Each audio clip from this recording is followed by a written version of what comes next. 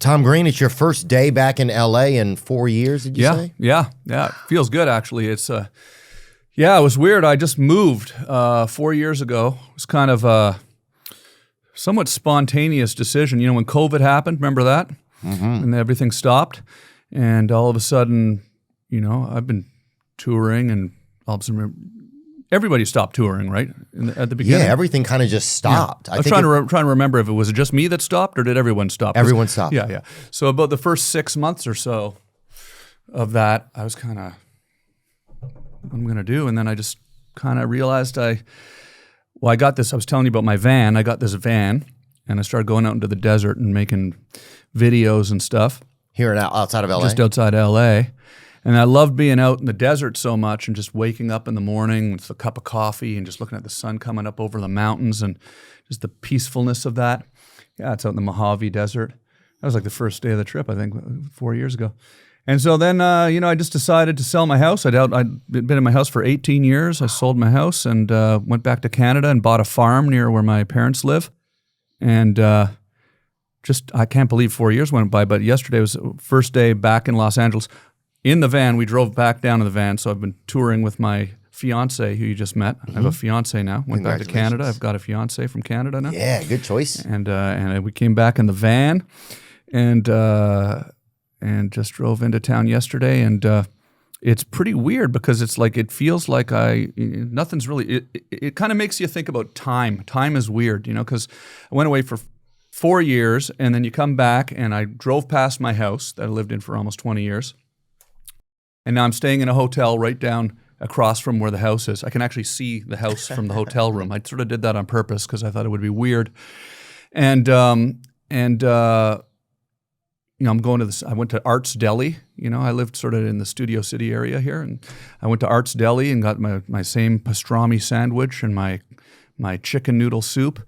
And I've been going to some of the same restaurants. Just been here for a day, and it doesn't feel like it's been 4 years. It feels like I'm driving here. Today I sort of almost forgot that I didn't live here anymore. I kept thinking, I'll go back to my house after. Oh, right, I don't live here anymore. So that's a strange thing. But on the flip side, in the last 4 years, I've got a farm, which I've now really settled into. I've got these incredible animals, which I'm really bonded with, this mule and this donkey and 2 horses and chickens. And it's just like this, it's sort of been an incredible journey the last 4 years. So yeah, it's been cool. Was it something that you always wanted to have? You feel like a farm? I guess every human kind of maybe feels something like that. I'm going to get a little bit of land. I'm going to get some animals. Was it that, or was it? It's weird because I never really imagined having a mule, and riding a mule every day. I didn't grow up with that. I grew up in the suburbs of Ottawa, Canada. I'm outside of Ottawa, but and a mule's kind of like the El Camino of horses in a way. You know, it's very much the, you know what I'm saying? It's not me saying, hey, I'm going to get a horse. It's like, I'm going to get a mule. Yeah. I sort of thought, initially I thought it would be kind of funny. And then the mule I happened to find, Fanny is her name, and she's this beautiful mule. She's this huge animal, and that's Kia, the donkey, in the background. And so it's just become this sort of amazing change. But yeah, I initially I hadn't really thought of necessarily getting a farm with a mule and all this stuff, but I wanted to get a place that was kind of in nature, really was. And then the farm happened to have these old barns on it, and I thought it'd be kind of cool to get a mule in those barns. So I now am very much loving life up there. I get up in the morning and I saddle her up and ride off into the wilderness. It's pretty cool. Really? So does it? And that's never something that you wanted. That was never like a thing of your whole life. Like, I want to have this thing. It just kind of. Yeah. I mean, I always loved animals. I have my dog Charlie, and I've always enjoyed being outdoors. But I mean, it just kind of. I know every once in a while, sometimes when an idea pops into your head and then you just go with it, and then all of a sudden you've done it. Mm-hmm. This is like that, except it sort of occurred to me afterwards. As I was doing, I was realizing, I'm going to have this mule for the rest of my life. Like, they live to be donkeys live to be up to 40, 50 years my old. God, really? And Kia's only 3, so it's a lifelong commitment. And The donkey could live after you. absolutely, she probably will. But but it's I think maybe I was looking for something that would kind of ground me and give me that home base that I needed. This is the first time I've ever lived somewhere where I know I'm going to be there for the rest of my life. Wow. I'm planting trees, and I'm Yeah. thinking, in 20 years, that tree is going to be, and these trees are going to be bigger, and I'm kind of sort of plotting out things that way. And Yeah, and a camper too, dude. What was that about? yeah, so that's been pretty wild. It's because when I got this van, I kind of got pretty good at it, like going to really remote places in the American Southwest, particularly like in New Mexico, Utah. Zion, you go to Zion? Yeah, I went to Zion. I didn't camp in Zion, but like there's this other kind of land called BLM land. It's Bureau of Land Management land that is basically all of the desert and land that is owned by the U.S. government. It's managed by the Bureau of Land Management.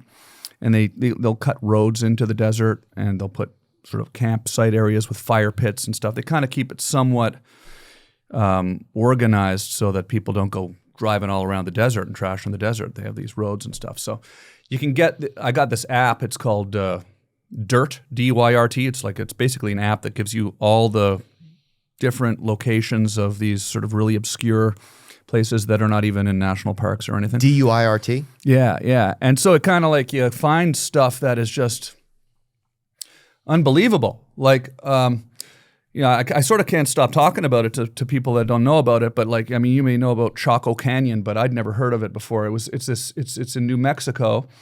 And in fact, if you go to my last YouTube video on my YouTube channel, that's just a video I shot a couple of days ago.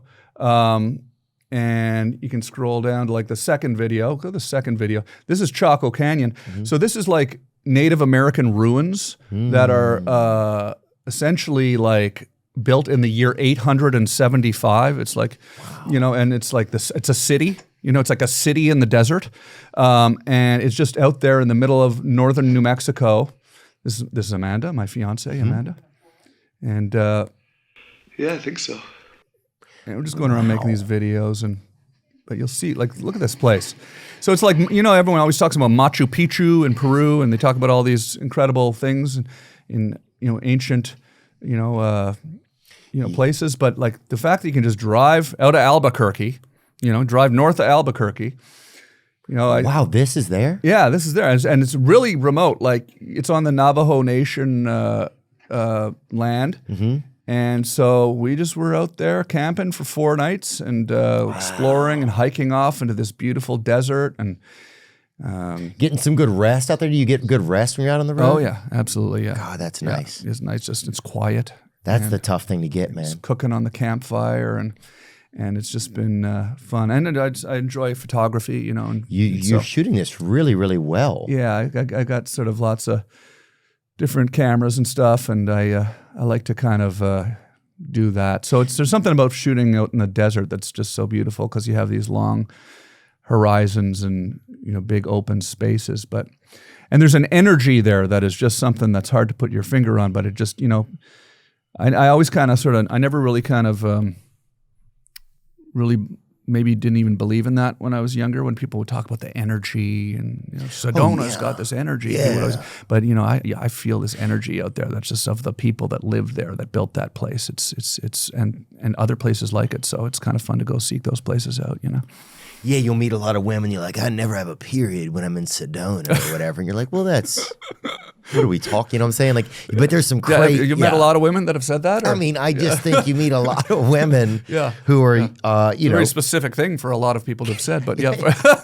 A lot of women who are keeping crystals in the wrong places, probably, But yeah, you meet a lot of people who are into that sort of thing. But I think that's probably the natives, it always feels to me like the natives are probably so more in touch with the earth and locked in on like the feeling of like the best places to be. That's why they love to be in like the Dakotas and in the Black Hills and stuff like that. And so to be able to go to one of those ruins, I bet there's still a lot of like, just a lot of prehistoric or like native connection that's just looking for souls to pass through,